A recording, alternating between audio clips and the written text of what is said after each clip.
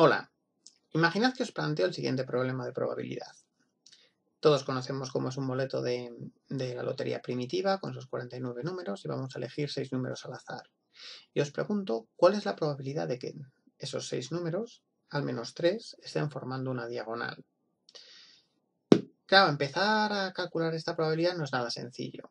Imaginad que tuviésemos el 1 y luego tendríamos que calcular la probabilidad de que, habiendo caído uno de los números en el 1, condicionado a eso, haya uno de los otros 5 restantes en el 12 y otro en el 23. Pero si fuese en el 2 ya la probabilidad cambiaría porque el 2 tiene diagonales, la posibilidad de diagonales de 3 hacia arriba, hacia abajo. No es lo mismo si cada uno de los puntos en frontera o no frontera. Es un problema extremadamente complejo y resolverlo mediante el cálculo de condicionamiento de probabilidades y eventos es dificilísimo. Lo cierto es que no es una buena manera esa de tratar de resolver o estimar cuál es la probabilidad. La alternativa a esto es hacer lo que luego en la siguiente diapositiva ya conoceremos como método de Monte Carlo. ¿Cuál es la idea? Al final, cuando cogemos un dado y decimos que la probabilidad de que salga una de cada una de las caras es un sexto, en realidad, al menos en la versión frecuencista de probabilidad, lo que estamos queriendo decir es que si tirásemos el dado un montón de veces, la probabilidad, la frecuencia de encontrar cada uno de los posibles eventos, sacar un 1, un 2, un 3, un 4, se aproximaría a un sexto.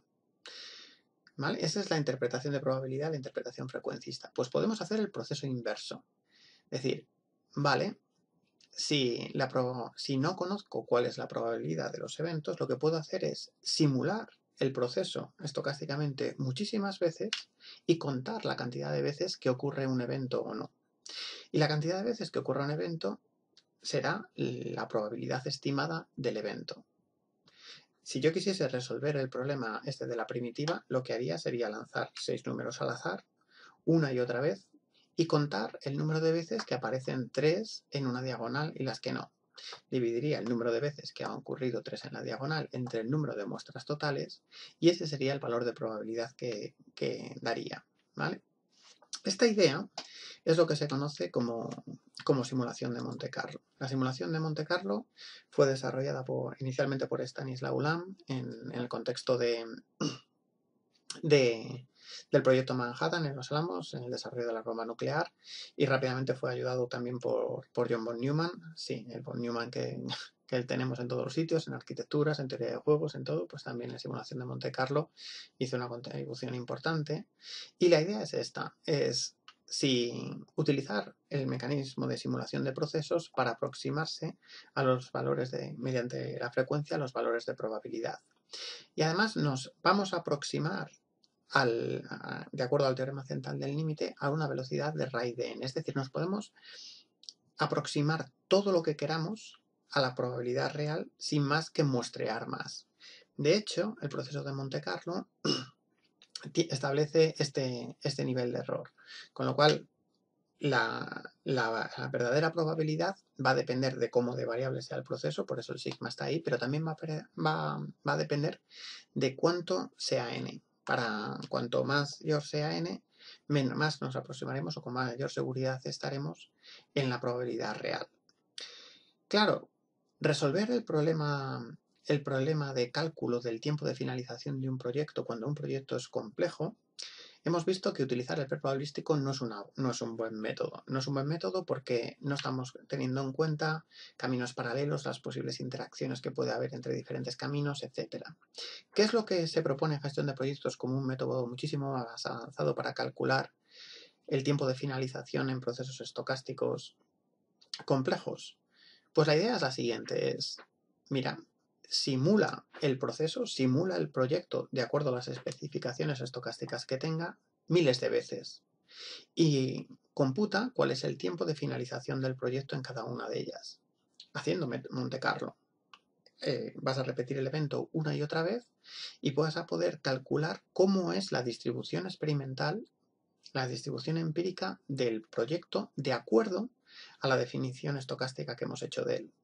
Además, cada vez que hagas una simulación, puedes calcular si qué tareas pertenecían en cada una de esas simulaciones al camino crítico y cuáles no.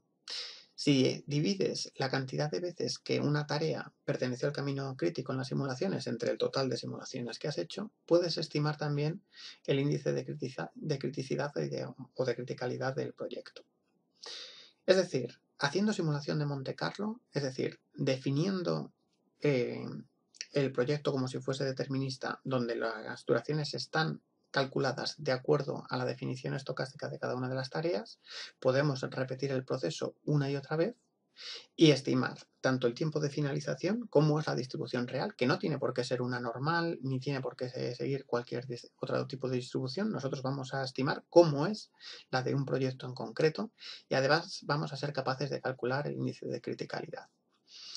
Para hacer esto podemos utilizar las hojas de cálculo. Las hojas de cálculo nos permiten generar números aleatorios, que es lo único que se necesita para poder hacer simulación de Monte Carlo. Vamos a tener la función aleatorio, que nos va a devolver un número entre 0 y 1, y a partir de un número entre 0 y 1 podemos generar diferentes tipos de distribuciones. Podemos generar distribuciones exponenciales, de Weibull, podemos generar distribuciones uniformes, y muchas distribuciones, por ejemplo, de la normal, que se pueden generar también directamente a partir de aleatorio, ya están implementadas directamente en Excel, con IB normal o IMLOG normal. Aquí están cuáles son las versiones que se utilizaban en Excel 2007 hacia atrás, y estas son las funciones que se utilizan desde el 2010 en adelante. ¿Cuál es la idea? Vamos a tratar de clarificarlo. Imaginar que tenemos un proyecto de este tipo, donde cada una de las tareas sigue una distribución de probabilidad, ¿vale? La duración están estimadas de acuerdo a una distribución. Pues lo que hacemos es generar una duración aleatoria de acuerdo a la distribución de cada una de las tareas. Bajo estos números aleatorios resolvemos el problema, como si fuese un problema determinista.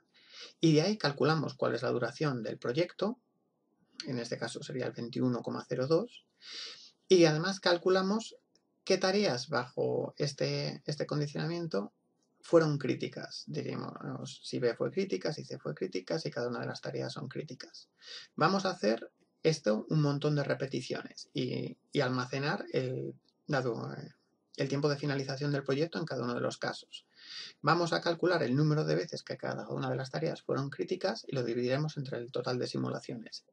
Y aquí tendremos cuál es la media de la duración de los proyectos, podremos estimar cómo es este proceso de distribución y podemos calcular el índice de criticalidad para las tareas.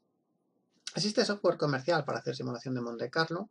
Por ejemplo, hay un plugin para Project que se llama Risk, o el Crystal Ball de Oracle, que también permite hacer simulación de Monte Carlo. Ambos son bastante caros, pero nosotros en prácticas resolveremos un problema de simulación de Monte Carlo solamente con una hoja de cálculo. Hasta el próximo vídeo.